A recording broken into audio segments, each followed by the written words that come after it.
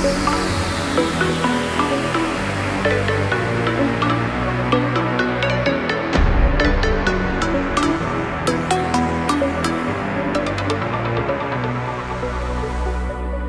Sigma Theta Sorority Incorporated will be filming, recording, and photographing this event for use in Delta promotional videos, photography, advertisements, social media platforms, web pages, and other future Delta events as the case may be. Via continued participation in and by continuing to remain logged into this event, hereby acknowledges that participant may be photographed, filmed, or otherwise recorded while on the premises of the event.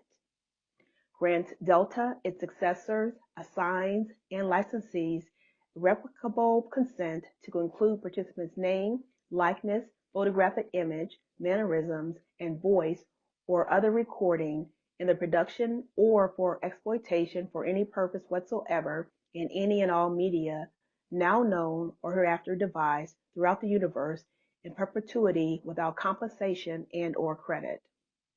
Represents, warrants, and agrees that Delta holds and shall forever hold all display, publication, and ownership rights, licenses, and privileges to any and all media, whether in law or in equity, which may be ascertained, registered, or in any way utilized with respect thereto, and waives, releases, and transfer, as the case may be, any and all such rights, whether in law or equity, as may be necessary or required to effectuate Delta's establishment of ownership.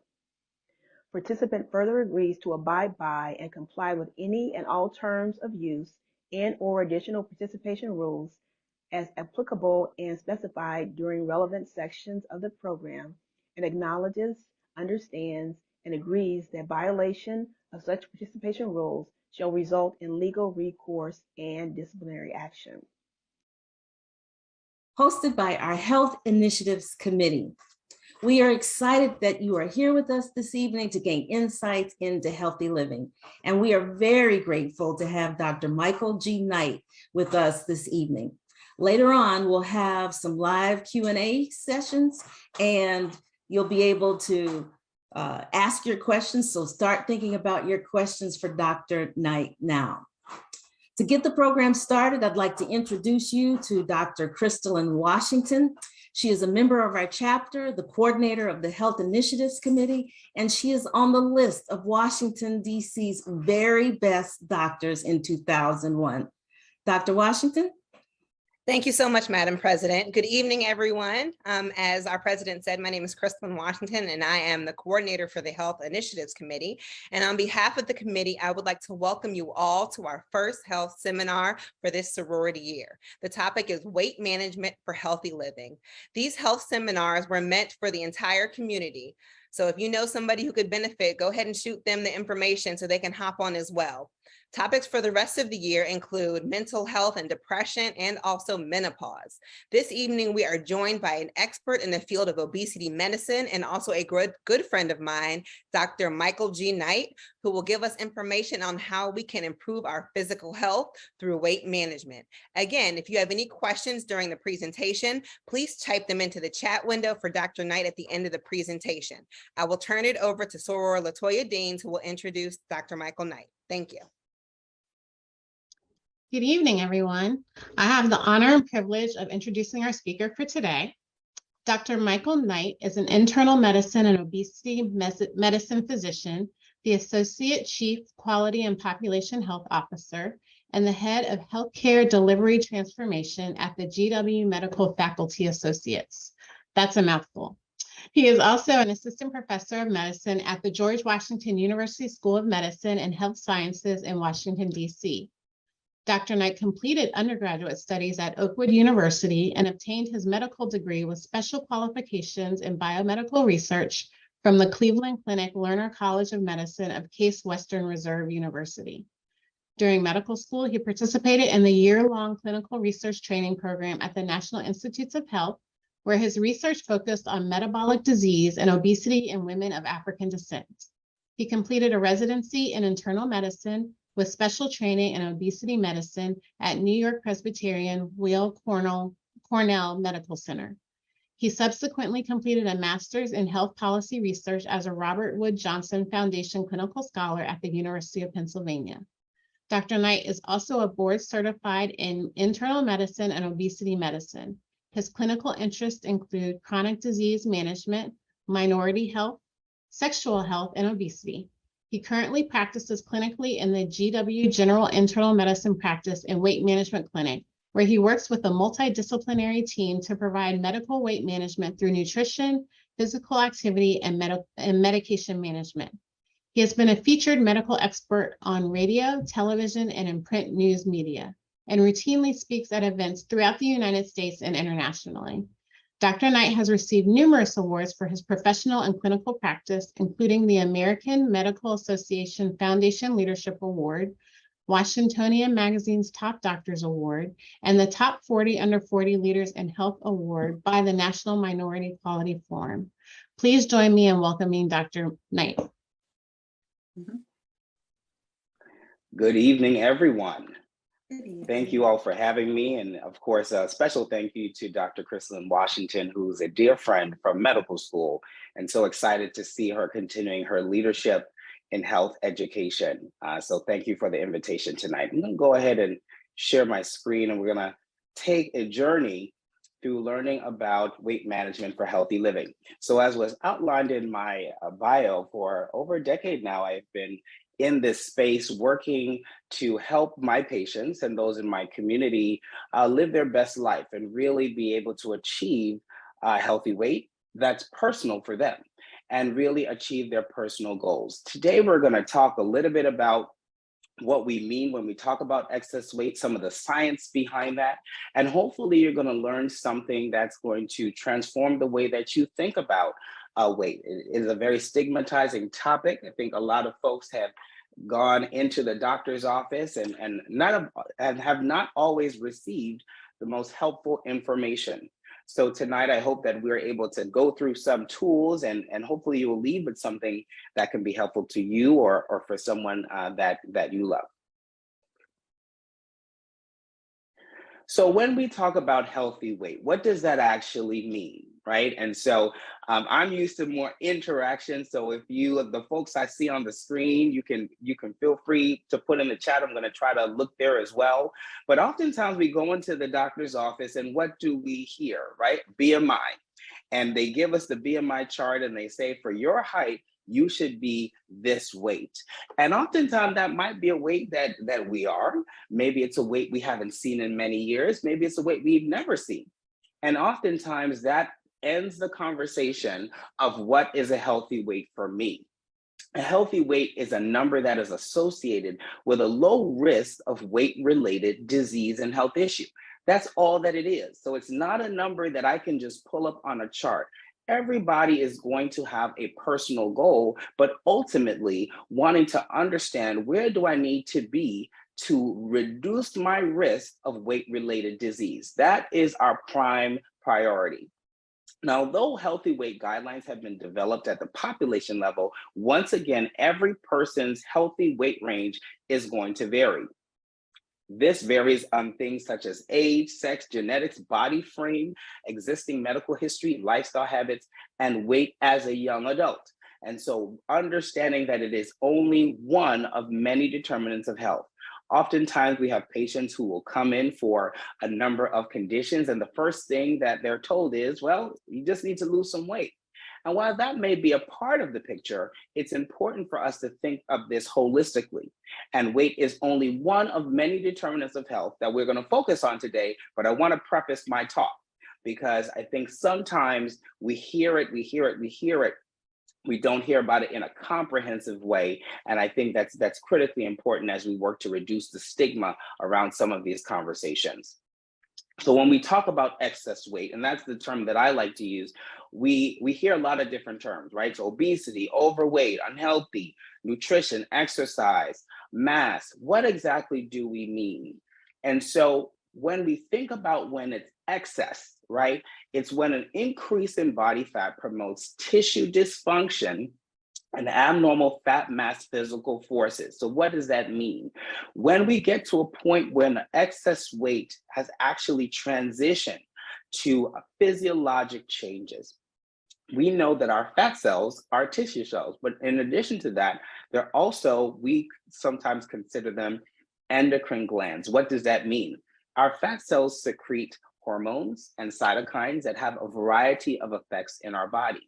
And oftentimes when our fat cells become enlarged or filled with fat, they start becoming dysfunctional, meaning they're sending off hormones, they're sending off cytokines and molecules that are signaling our body that something is wrong and leads to poor health outcomes. So excess weight is when we start to see that transition from having healthy fat storage, which we all need some fat storage, to actually transitioning to a state of dysfunction.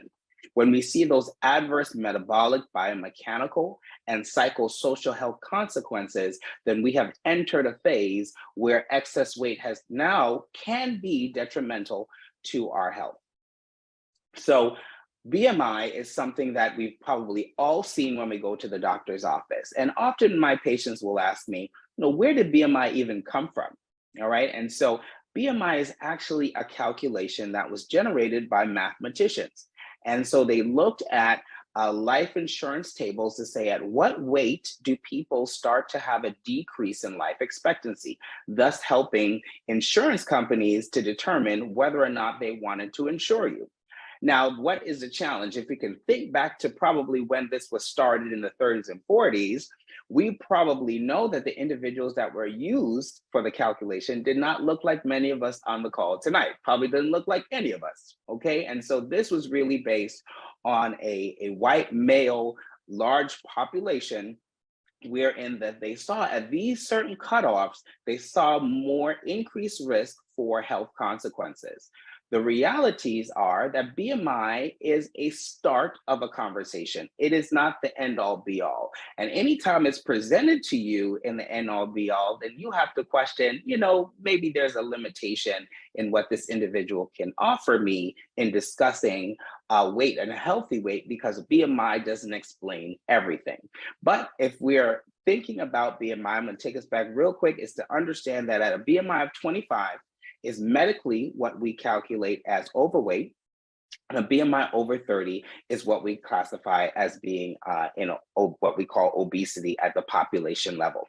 So again, limitations of BMI, it does not account for body fat distribution. This is huge. So where you carry excess weight has so much more impact on health than just the number on the scale. So an individual that carries the majority of their weight in the abdominal area is going to have a higher risk of poor health benefit than someone who carries it in the hip and thigh area. And so the shape of the body also has a lot to do with what effect excess weight can have. If you have increased muscle mass, so if you think of anyone who is a weightlifter, bodybuilder, their BMI is going to say that they're obese, but we know that many of them may have a body fat that's 5 or 6%. So muscle mass, increased muscle mass, is not identified with BMI. It also does not tell us how excess weight has affected someone's health.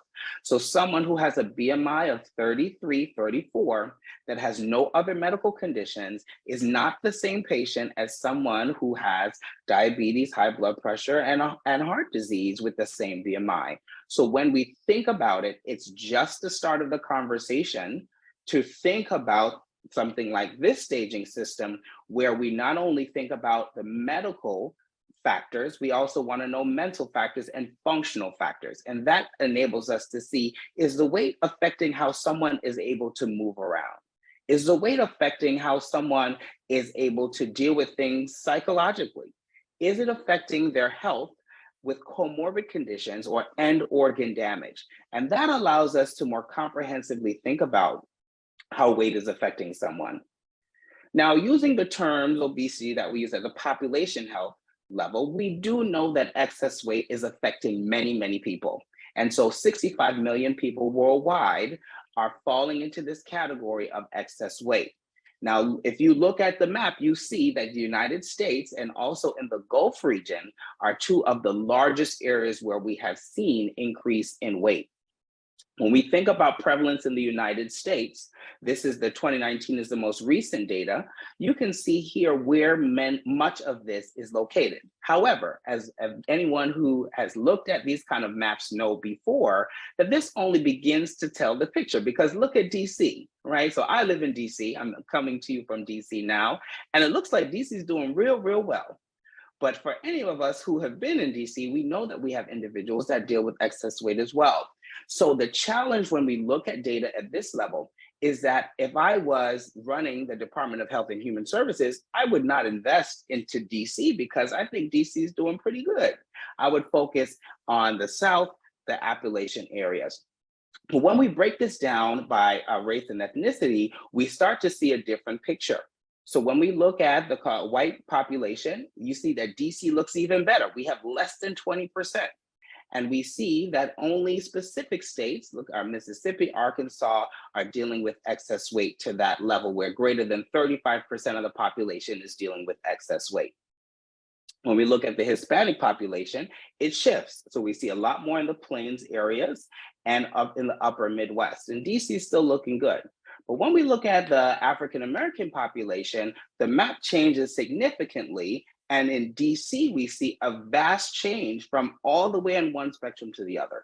So what does that tell us? When we have communities where we have disparities, where you have individuals that have a lot of resource or individuals that are under-resourced, we can see these kind of disparities. And only when we start breaking things down do we see the challenges. So the reality is that, yes, excess weight does affect the African-American community.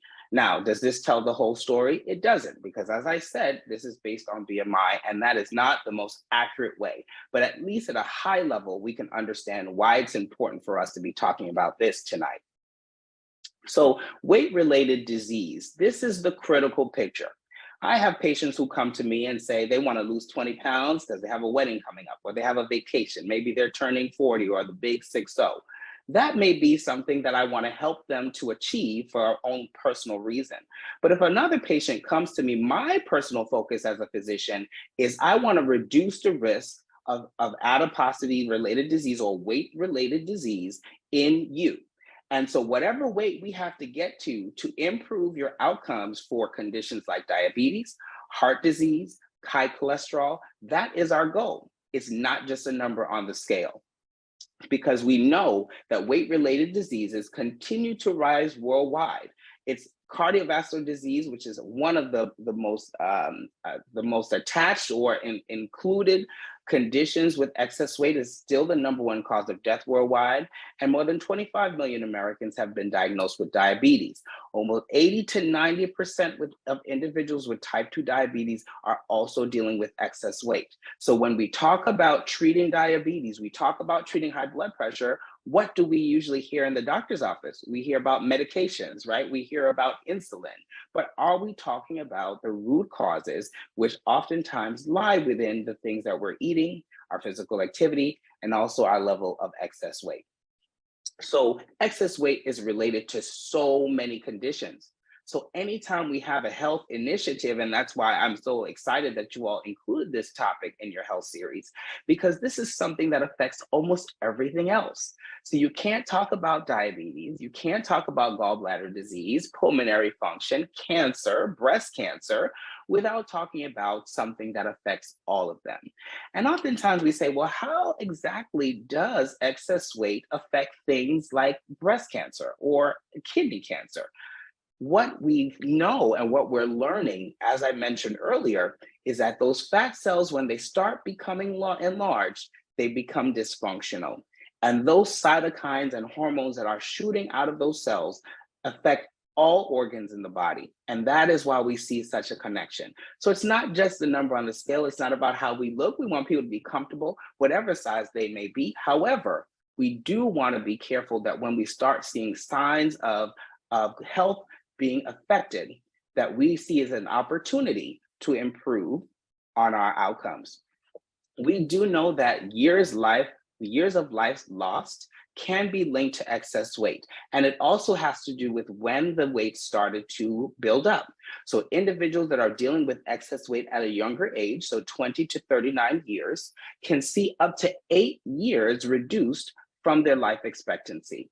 And so once again, we want people to live the longest and healthiest lives. And so we have to have that opportunity. Many of us may have individuals who are younger. We see that they may be struggling with weight challenges. That is the time to address it. Let's not wait until the 40s, the 50s, the 60s, because that weight and the younger years actually has much more of an impact in our outcomes down the road.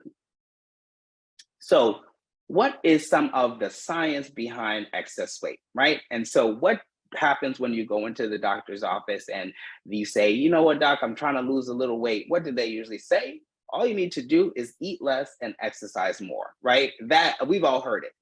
And honestly, that's how we were raised. And that's how it seems when we're very young. So many of us may have been children that were on the heavier end. And then we got into school, got into intramural sports, maybe in high school. And all of a sudden we've lost the weight. Many of us can think back to college when, you know, we had a vacation going on. We'll diet for a couple of weeks and we drop 20 pounds like nothing. But how many of us have gone into our 40s, our 50s, and all of a sudden, losing 5 pounds seems like it's going to take forever because our body is changing. So what I'm going to discuss with you tonight is some of the science behind that. And that's going to make it make so much more sense and actually help to validate some of the feelings that we have dealing with it. So again, oftentimes we think that the weight maintenance, and those of us who don't have excess weight, the reason we don't is because we know exactly how to balance our food intake and the energy that we burn. And then the way to lose weight is just to burn more energy and eat less. But the challenge here is that the average adult requires only about 1,300 calories a day. And so if we're mostly eating anywhere from 1,500 to 2,000 to 2,500 calories a day, we would have to precisely dispose of 40 to 50% of our calories every day to maintain our weight. That would mean that if between the ages of 21 and 65, if you wanted to stay within a 20-pound range, you would not be able to be off track in your calculation of how much energy to burn per day by more than 0.2%. That means that any day that you miss the accuracy of 4 to 5 calories, you would start gaining weight. So how many of us are doing that? You know, I don't see any hands going up, but you know, I don't keep track on the day that I ate one more potato chip is the day that I'm going to gain 20 pounds in 10 years. Again, there is a physiologic set point that allows us to stay at a specific weight. Daily energy balance is tightly regulated and it is ingrained in our physiological being. So when we think about weight maintenance, this is a more accurate picture. Everyone has what we call a set point. It's kind of like a thermostat when it comes to your weight. There's certain things that can raise that set point, certain things that can lower it. But when it is set, it is extremely difficult to lose weight just by caloric restriction. It's almost like you turned on the furnace, it's in the middle of the winter and you open up the window, what's gonna happen?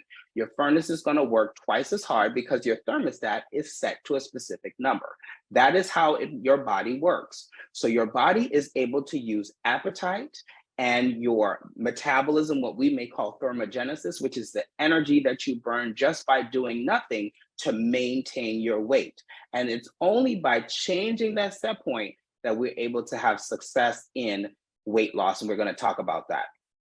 So our neuroendocrine system, that neuroendocrine means brain and hormones, regulate our appetite. So one of the things that this came to light, I think it was a couple years ago during the Winter Olympics, we had an athlete who came on Twitter and said that she didn't eat and so she was getting hangry. And so some of us may have heard that term before, and some of us may be hangry, some of us may be hangry right now. But the reality is that there is science behind that. So when we become bad-tempered, we get annoyed, when we're irritable because we're hungry, that is actually a physiologic trait. Our body is telling us that it needs energy. And it is going to make you very, very, very uncomfortable until you provide the body with the energy it's asking for. So how many of us are breakfast people? So morning people. Every morning you have to have breakfast, or else your day is done. And how many of us can go till 10, 11 o'clock, maybe you have a cup of coffee and you're good. You are not a breakfast person. So what is the difference between the two of us?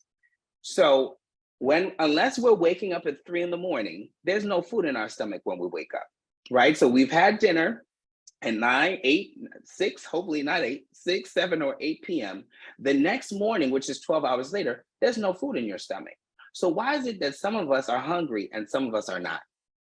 So that is telling us that it's not just the fact that you don't have any food in your stomach that makes you hungry. We actually have hormones that tell us it is time to eat. So before eating, when we're fasting, hormones such as ghrelin and neuropeptide Y are increased, telling us it is time to eat.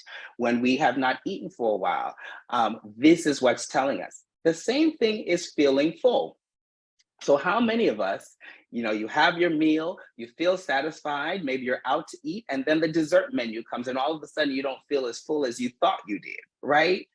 Or Thanksgiving's coming up, right? How many of us are going to eat more than we usually do because we're enjoying the meal, we're enjoying the company. So our body also tells us when we have had enough. It's not that our stomach is full to capacity. Our hormones such as amylin, peptide YY are increased when our body says, okay, we have enough calories to maintain this set point. So let's think about that. If your set point is at an elevated state, the same plate that I give to one person and the same plate that I give to the other, same stomach size, someone is going to reach a different point in that plate before they feel full. It's not a fact of whether or not their stomach is full. We don't have individuals whose stomach are this big and then some that are this small. Our hormones are telling us this is enough to eat. And so oftentimes individuals that don't have excess weight believe that those who do are eating until they feel full, and then they're eating another plate, and then they're eating another plate. And that may be the case for a small minority of people. Unfortunately, those are the folks we see on television. But for the majority of us, we're only eating until we feel full. So telling or expecting someone to eat less than that actually means they're living in almost a constant state of being hungry. And anyone who's been hungry can identify how difficult that is. And so when we think about why so many individuals struggle with weight, that starts to paint a more realistic picture, because it's not that someone oftentimes is eating more than they feel they need to feel full, but some people are constantly feeling that. On the other hand, you have some individuals who say, I barely eat. I may have 1 or 2 meals and I'm still not losing weight. Our body is able to adjust to that and reduce the amount of energy that it burns just by doing nothing, so that that small amount is enough to maintain that weight. And so it's a very comprehensive issue. And I like to describe this with my patients because they often come to me and say, Dr. Knight, no one has ever broke it down like that. Every time I've gone into the doctor, I have been made to almost feel like I'm crazy because I feel like I'm eating until I feel full, but I still can't lose weight. So when we understand that our GR hormones are actually defending that set point, you trying to just lose weight oftentimes can be a challenge. January 1st will come up, our schedules get booked up. Everyone is new year, new me. And folks will lose 5 pounds, 10 pounds. But by the time they get to that 10 pounds, that month is over. February, what happened? We're getting back to where we were. How many individuals who have been on a weight loss journey have lost 10, 20 pounds, and then over a year later have fully regained that weight and get right back to where they were? Almost like it was a thermostat. And there you have it. Our body is very carefully and uniquely designed to maintain weight in a specific area. This is a graph, and I'm just going to explain it to you.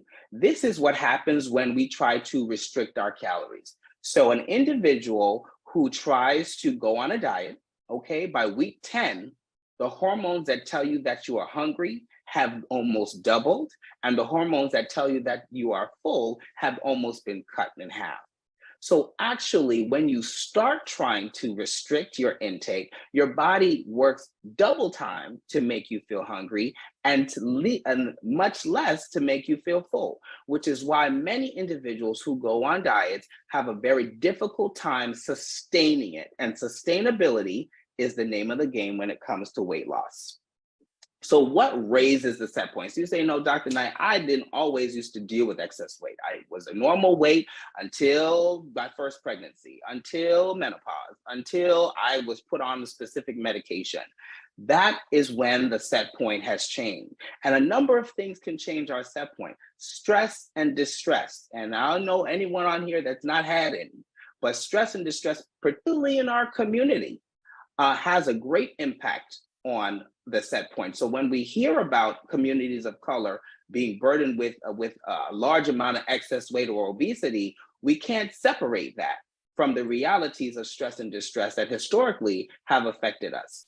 Obesogenic medication. So almost 10% of excess weight is as a result of medications that individuals are started on.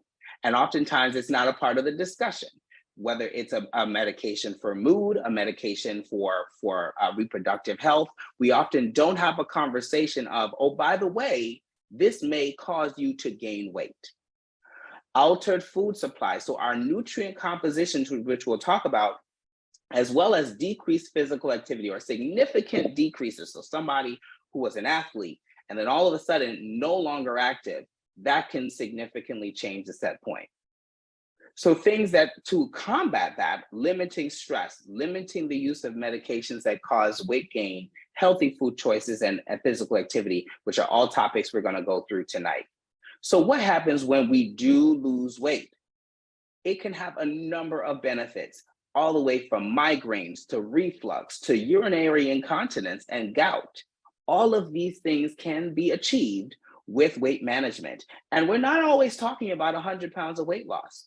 Even 5 to 10% of total body weight can lead to health benefit. However, when we think about weight management, we have to think about it comprehensively. So yes, we talk about diet and exercise. That is the foundation of weight management. But we also have to think about other tools in the toolbox that may be applicable to assist with achieving our healthy weight. So lifestyle modification. Things like stress reduction we've talked about, but also stable eating and sleeping patterns. We have seen data about individuals who are night shift workers, individuals who have difficulty sleeping. There's an increased risk of excess weight. Stabilizing alternatives to medications that we're on that are causing weight gain, that's also something that can be done to achieve this. Anytime a patient comes to me, one of the first things I do is go through their medication list. And oftentimes I identify 1 or 2 medications that cause weight gain that they had no idea. And they say, you know what, it was after I started that I really started gaining weight. And that starts to explain what that person has been dealing with, and oftentimes what people have not been listening to the patient about. So what are some of the disparities when it comes to lifestyle modification? As we've mentioned, psychosocial factors like stress, income, sleep, discrimination are all associated with excess weight.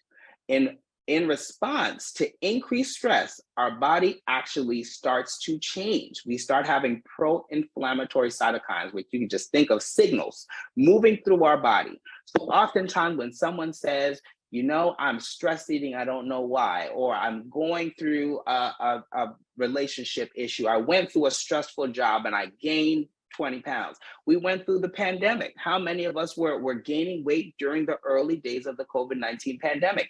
There is a scientific reason behind that, because under periods of high stress, our body is being told to store that weight. So we think back, right, to how things work in the animal kingdom, etc. When there are times of high stress, our body thinks, you know, I don't know if a famine is coming. It is time for me to collect and hold on to all of the calories. So increased stress is one of the critical things. And we know that those physiologic changes are linked to excess weight gain. So let's talk about dietary modification, because I think this is one of the key pieces to weight management. So all the time, patients will say, Dr. Knight, how many calories should I be having per day? And the critical piece here is that oftentimes it's not the quantity, of course, within reason, but it is the quality of calories that is the most important. If I give you 100 calories of protein, 100 calories of carbohydrates, and 100 calories of fat, that's going to have 3 different effects on your body. Many of us will remember from the 90s, everything was low fat. And we thought we can have low fat cookies, low fat chips, low fat everything, and we would not gain weight. But the reality was that it was actually the processed carbohydrates that were the culprit. And so when we think of highly processed foods, sweets, junk foods, cakes, cookies, pies, candies, all those things that are readily available to us, that are affordable, that taste good, unfortunately, are designed to increase our weight. And so the consumption of healthy proteins and fats, leafy greens, legumes, fiber is where we want to transition. So when we talk about what weight management diet is the best, right? Is it Atkins? Is it Zone, Weight Watchers, South Beach? Is it keto? The reality is that individuals lose weight on almost every one of those diets. So you will see here that weight change by diet is almost consistent. What is the difference is adherence. So when I, as a patient, and they say to me, what diet should I be on? The one that you can stick with and incorporate into your lifestyle long-term is the one that's going to be effective. So if you want to do keto and you can see yourself doing keto for the rest of your life, have at it. But for many of us, it's a challenge. So it's understanding and identifying what dietary approach can I do for the long term? Because oftentimes we will do our diet, right? Start of the year, we may do our fast, we might do it with our church group, we may do it in our community. But by the time March rolls around, we're not on that diet anymore, and the weight has come back. So it has to be an approach that we can stick to sustainably and also enjoy. Oftentimes we go into a provider's office and they hand you a handout and say, throw everything in your cabinet out and this is what you need to eat. Understanding what someone's food preference is, their cultural background, time constraints, financial issues, nutritional knowledge are all key things that is a part of my practice when I see individuals. So the first thing I want to do is know, what are you eating? I want you to tell me, what do you enjoy eating? What did you grow up eating? What do you eat every day? And then let's work together to tweak those things. Let's remove some things, but let's add some things with your core values of what you like, because that is going to be sustainable. We also have to be realistic about time constraints. Many individuals are no longer cooking every night. It'd be wonderful if we could, but individuals that are time constraints, maybe working multiple jobs, etc., it may be difficult. So having alternatives to, if I do need to get a frozen meal, if I do need to grab to go on the way home because I don't have time to cook tonight, can I make good choices? And the answer is yes. Again, using a template to understand what foods work for us and how do they affect us. So one thing that's coming up is the holidays, right? And this is something that I always hear about. How can I maintain a healthy weight during the holidays? So number one, is it often is not the holiday, it's the holidays, okay? So the Thanksgiving night is not what threw you off the diet, right? It was a Thanksgiving night, and then it was the morning after Thanksgiving. We keep digging in the leftovers Saturday, Sunday. Hopefully we throw it out by Sunday. Let's not end up in the ER, but these are the things that happen. We get into the holiday season and we seem to throw everything out of the window. So if my patient is going home, is going to be with family, I want you to enjoy yourself, but I want you to do it within reason and within moderate consumption. So understanding that 1 or 2 times a year of enjoying yourself is not what has caused excess weight. It's what's happening day after day. So when you go into that opportunity, you go into that holiday meal, you want to choose the items that you really want to enjoy. Many of us, it's going to be a spread of everything that we would like to eat, but we know we can't have everything. So I usually say, pick 2 or 3 of those items that you don't get all the time, that you really enjoy, and enjoy those for those nights. You can't have everything, right? We can't have everything on the plate during the entree and the appetizer and the dessert, and everything is carbohydrate loaded. But those 1 or 2 dishes that we enjoy, we can have small portions of that. It also matters how we eat, or which portions or types of food we eat first. So actually, data has shown that starting with your proteins, eating your vegetables, and leaving the carbohydrates for last actually enable you to limit your insulin spikes, which basically have to do with the sugar that you intake. But it also is more likely that you will start feeling full before you get there. Many of us, we can eat a whole bunch of carbohydrates before you feel full. But if you start with your protein and your vegetables, by the time you get through that, many of us have started to approach satiety or feeling full. And then we can just nibble at those carbohydrates sides that we want to enjoy for that night. But once the night is over, you pack up those leftovers, give it to your loved ones, clear out the kitchen, and let's get back on track. And so that is the biggest piece to enjoying the holidays. So I want you to enjoy it. It's making sure that it does not knock you off. Oftentimes we start eating what we like, and then we say, you know what, I'm tired of this diet. I'm just going to do what I want to do. Let's enjoy the holiday, but let's also know when to get back on track. So when we talk about food access, and although this may not be the reality for many of us on the call, it is a reality for many individuals in the community. And we often hear about food deserts, right? Where people can't get to grocery stores. There's no healthy food options. But the reality of what is most linked to excess weight is all really what we call food swamps. Food swamps are areas where there is an abundance of food, but that food is of poor nutritional quality. And there is a much larger amount of poor nutritional quality food versus healthy food choices. And that is what we have found that is more indicative of excess weight than a food desert where it just seems like there's no food. There's plenty of food, right? But the challenge is that the food that is most affordable is not necessarily those that is great for our nutritional benefit.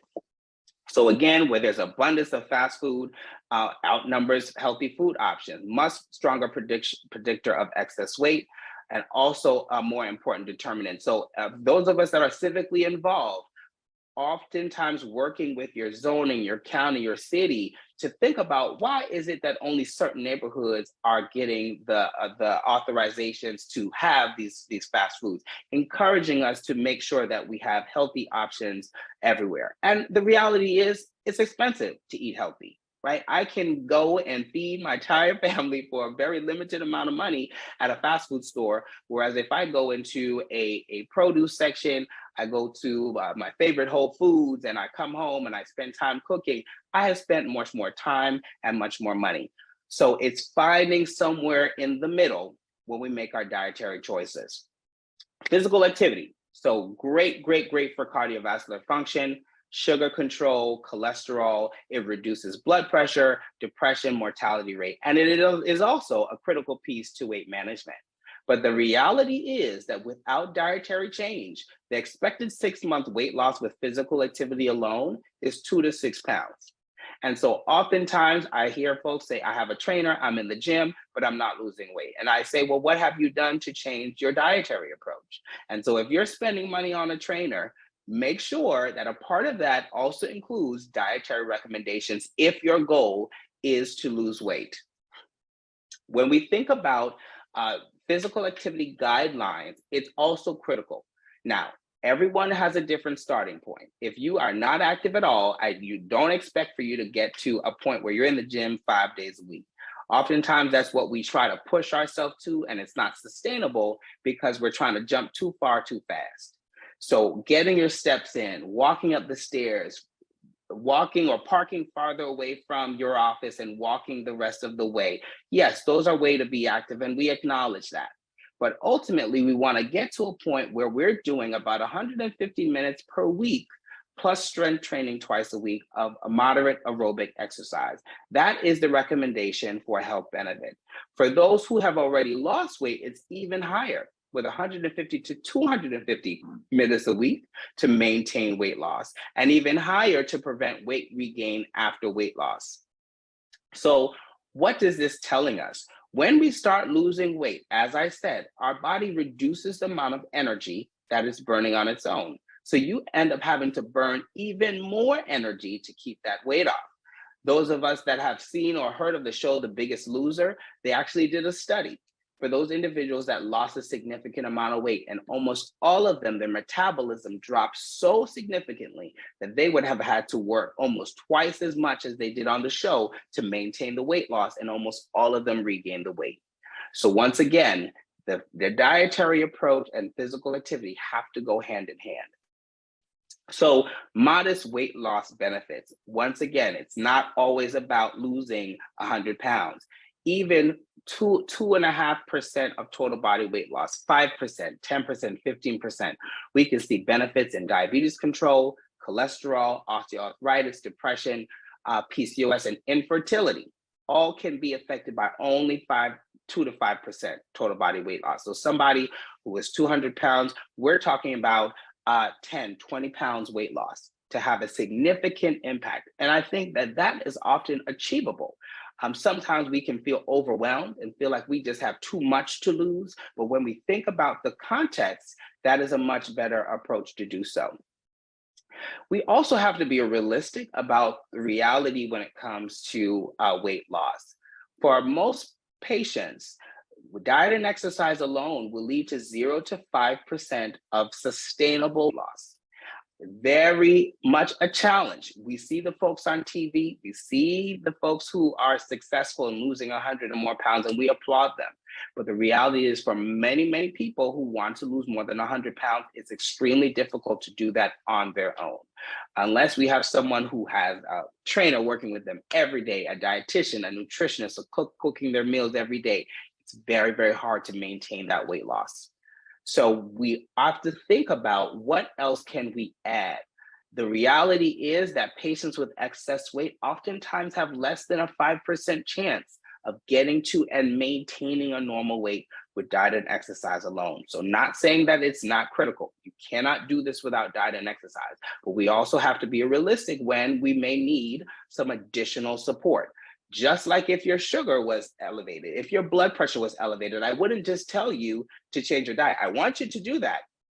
But I may also have to say, we may need this agent to bring down your blood pressure because it's a physiologic process. And so when we're dealing with a set point, particularly one that is very elevated, thinking about other ways of addressing weight loss or supporting, supplementing what you're doing with your diet and exercise is critical. When we think about, there are medications that have now been approved to help with weight loss. Patients with a BMI greater than 30 or BMI greater than 27 with comorbid conditions. And they work to decrease hunger and appetite. So they don't just burn fat, there's no fat burning pills. What they do is they help you to stick to that dietary approach that we know is going to lead to weight loss. So if I say to you, we need to cut down your calories to 1,200 per day, and I need you to reduce your carbohydrates by 50%. You may say, Dr. Knight, that sounds real good, but about a week in, I'm hungry. All I can do is think of this food. These medications help to take that away so that you can focus on what you need to do. So they don't make you lose weight on its own. What they do is help you to achieve that satiety, that feeling full that people that don't have excess weight feel all the time. And oftentimes I have patients who I've started on medication and they say, Dr. Knight, I was halfway through a sandwich and I was feeling full. I never feel full in the middle of a meal, or I can't remember the last time that I actually felt full. This will be patients say this on a regular basis. And we take that for granted because many of us who don't deal with excess weight, we just eat, we feel full, we're fine. So having the ability to feel that same sense of fullness and knowing I don't need to eat anymore can be achieved, and sometimes needs supplementation of medications for this. So there's a number of medications on the market. Some of them have been around and have a number of potential side effects. What we have seen most recently are medications that have very limited side effect profiles. You can see here in the 4th and 5th on our list, what we call GLP-1 agonists are some of our newer agents, not only seeing 15% total body weight loss, but actually have new agents on the market now where we're seeing 20 to 25% total body weight loss. So that means somebody who is 250 pounds, we're talking about 50, 60, 70, 80 pound weight loss. That is sustainable. We also know that bariatric surgery is an option for certain patients. So individuals whose BMI is greater than 35 and they have medical conditions, or BMI greater than 40, are eligible for bariatric surgery. So many times we've heard about, gastric bypass, a variety of conditions. The most common one that is used these days is called a vertical sleeve gastrectomy, where the stomach is reduced in size, almost looking like a banana, and that is all the change that is made. There's no change in small intestine. There's no change in malabsorption that was really related to a lot of the complications that people had in the past when they had bariatric surgery. We're not seeing a lot of that. And so again, when we think about excess body weight, this is a different term here. So though with the medications, we talk about total body weight, in surgery, we usually focus on excess body weight. And so if your ideal body weight is 150 and you're 250 pounds and you have 100 pounds of excess body weight. So 50 to 70% of excess body weight can be removed with gastric bypass or vertical sleeve gastrectomy. Now, many of us will say, well, Dr. Knight, I know someone who had gastric bypass and she put that weight back on. These are only tools. Again, a surgery that helps you to restrict your eating, a medication that helps to decrease your appetite are only tools to help you still make the decision to make a healthier dietary choice. So if you still are not committed to eating healthy, yes, you can regain weight with any of these agents. There are some newer technologies, gastric balloons, endoscopic sleeves, which basically means that you don't open up someone in a surgery, but actually go in through the mouth to do the bariatric surgery procedure that are coming onto market. So what are some of the realities as we get to our close and hopefully have some time for questions, is that less than 2% of patients who are eligible for weight loss medication or surgical treatment are receiving them. So is surgery and medication for everyone? Absolutely not. And we want to support you to do the best you can. But the reality is, if after diet and year after year, we're not achieving weight loss, we have to start thinking that physiologic forces may be at a heightened level that we need supplemental assistance to get where we want to go. We also know that African-American patients are significantly less likely to be offered these options, whether it's surgery or medications, when we compare them to our white or Hispanic patients. So it's a disparity as well. And oftentimes, I even hear of providers who tell their patient, you don't need that. All you need to do is just get in the gym. And that may be part of it. I'm not taking that away. But we have to realize that excess weight can cause physiologic changes that move the body just the way that diabetes or cancer or high blood pressure does. And we wouldn't tell someone with cancer to just eat better. Yes, food has a great impact on cancer, but at that point, we have to say, what else can we do? Some of the take-home points: excess weight can have significant health effects. The prevalence of excess weight continues to rise throughout the world, and particularly in our community. The neuroendocrine system works to achieve energy balance to maintain the set point. And finally, a comprehensive approach to weight management includes diet, exercise, behavioral change, and for some patients, medication and surgical treatment where appropriate. So I hope that you have taken something from this. If you have not had an opportunity to interface with a healthcare provider who specializes in weight management, there are a number of clinical practices in the area that have that opportunity. Of course, nutritionists, physical trainers, all of us are committed to work with anyone who was looking to achieve a healthy weight. Not just that weight that's on a chart, not the weight that someone else thinks that you need to be, but the weight that you need to be to achieve your health outcome. So thank you all for having me. I think we have some time for questions. I'm happy to take a couple. Hi, Dr. Knight. This is Terry White. So I'm going to read the questions as I see them in the chat, because I think we have time for a few. The first one is, what's a realistic number of hours we need to sleep to help with weight loss? So we should be sleeping 6 to 8 hours a night. And not only should we be sleeping, we should be getting high quality sleep. We're not talking about sleep when the TV's on and the radio's on and we're waking up and falling asleep.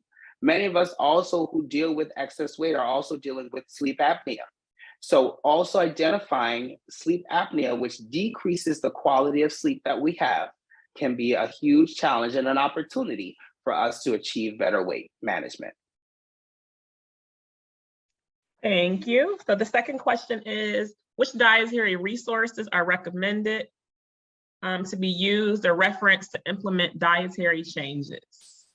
Yeah, so I say that getting with someone who can guide you to make a customized plan is going to be the best option. But if you cannot, think about dietary approaches that are achievable. For many individuals, particularly African-American women, and as I said, I've done some of the research that I did at the NIH was specifically in our community, we are dealing with what we call insulin resistance. So what is insulin resistance? So insulin is a hormone that we all make that helps us process our sugar. And oftentimes when we start on putting on excess weight, we become resistant to that insulin, and thus we start making a lot of it. So you go to the doctor, your sugar levels are normal, but your insulin levels are in the roof. And we often don't check insulin levels. I do in my clinic, but it's not often done in primary care.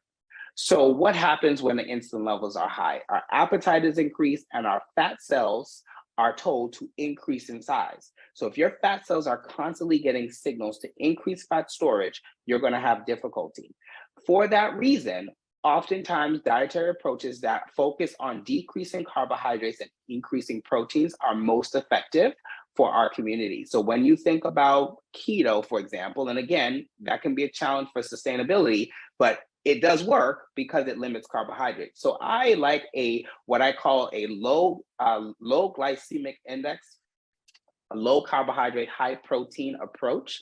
That means choosing carbohydrates that don't turn into sugar very quickly, what we call complex carbohydrates, limiting those in comparison to our protein and making sure we're getting enough protein every day. That is the approach that I have seen the most effective.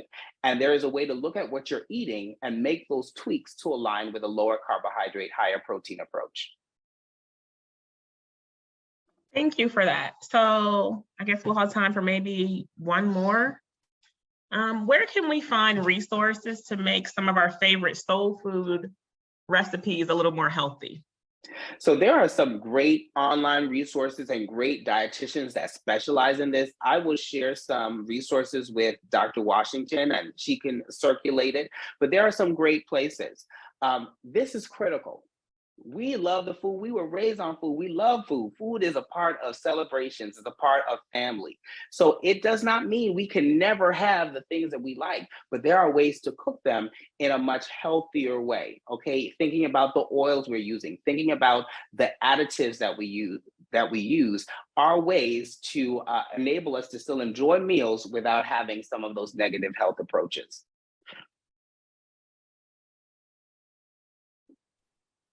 Thank you so much. Dr. Washington, did you want me to read another one? Yes, let's do one more and then we'll turn it over to Madam President. Okay.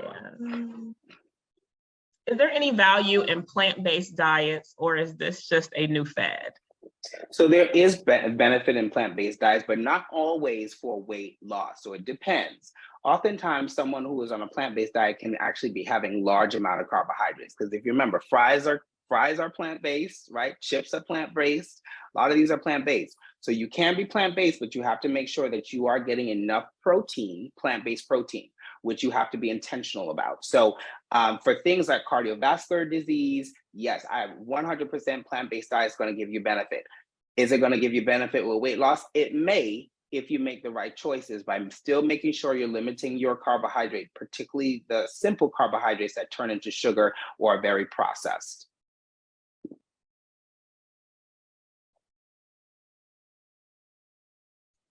Thank you very much. No, thank y'all for having me.